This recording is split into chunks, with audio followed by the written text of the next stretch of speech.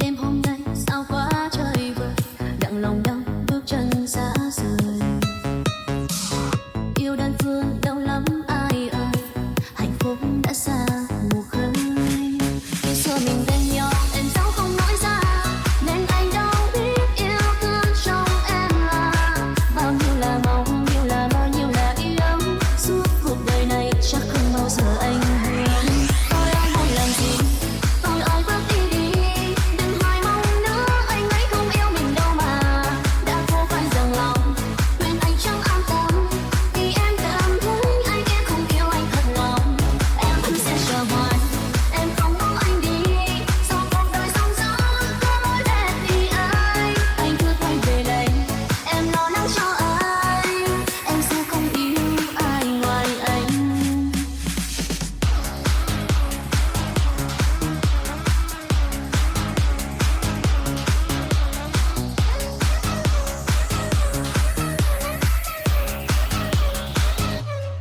Xa nhau mình em đâu, em giấu anh có hay, chia tay nước mắt buông tay anh đâu cần. Bên em và yêu, yêu rồi giờ xa cần quên, đớn đau yêu anh chắc không bao giờ anh biết. Tôi anh muốn làm gì